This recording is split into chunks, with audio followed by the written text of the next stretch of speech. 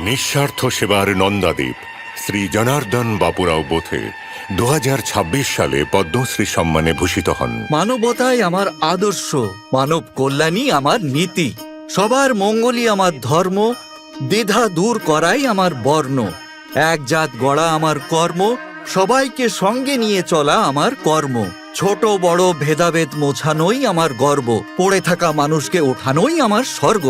এমনটাই বলেছিলেন রাষ্ট্রসাধু তুকড়োজি মহারাজ, আর ওনার থেকেই অনুপ্রাণিত শ্রী জনার্দন বাপুরাও বোথের জীবন।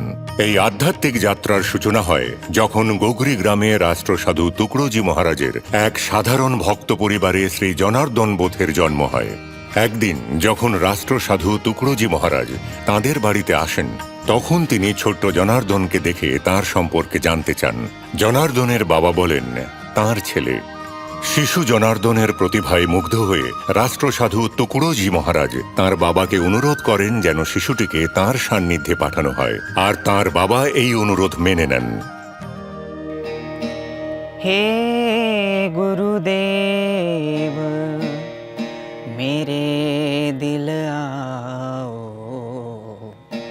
सुंदर सेज बिछाया हूँ।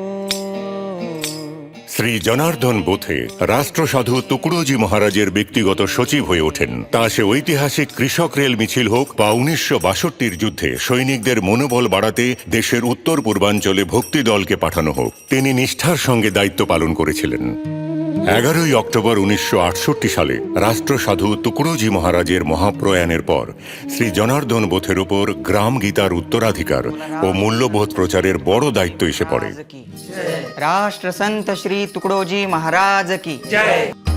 গ্রাম গীতা একটি মহাকাব্য, যাতে গ্রামের আত্মনির্ভরতা, ঐক্য এবং সামাজিক উন্নয়নকে কেন্দ্র করে সামগ্রিক গ্রামোন্নয়নের কথা বলে। গ্রাম গীতার ভাবনা মানে দেশের উন্নতির ভাবনা, এমনটাই আমি মনে করি। এটি সমষ্টিগত কর্ম এবং দৈনন্দিন সেবাকে ভিত্তি করে প্রার্থনাকে সংজ্ঞায়িত করে। গ্রাম গীতায় অনুপ্রাণিত হয়ে শ্রী জনার্দন বোথে স্বচ্ছতা অভিযান, নেশামুক্তি অভিযান এবং পরিবেশ সংরক্ষণের উদ্যোগ নেন। তিনি আত্মনির্ভরতা বৃদ্ধি করতে 850টিরও বেশি মহিলা গোষ্ঠীকে সমর্থন করেন। 1972 সালে শ্রী জনার্দন বোথে রাষ্ট্রসাধু তুকড়োজি মহারাজ শিক্ষা সংস্থা প্রতিষ্ঠা করেন, যার অধীনে আদিবাসী এলাকায় 11টি আবাসিক বিদ্যালয় ও ছাত্রাবাস গড়ে তোলা হয়। এই প্রতিষ্ঠানগুলো হাজার হাজার বঞ্চিত শিক্ষার্থীকে মূলধারার শিক্ষার সঙ্গে যুক্ত করেছে।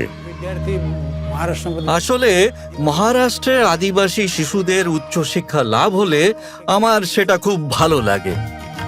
শ্রী জনার্দন বোথের পদ্মশ্রী সম্মান শুধু ব্যক্তিগত স্বীকৃতিই নয়, বরং রাষ্ট্রসাধু তুকড়োজি মহারাজের উত্তরাধিকারকেও আরও এগিয়ে নিয়ে গেছে।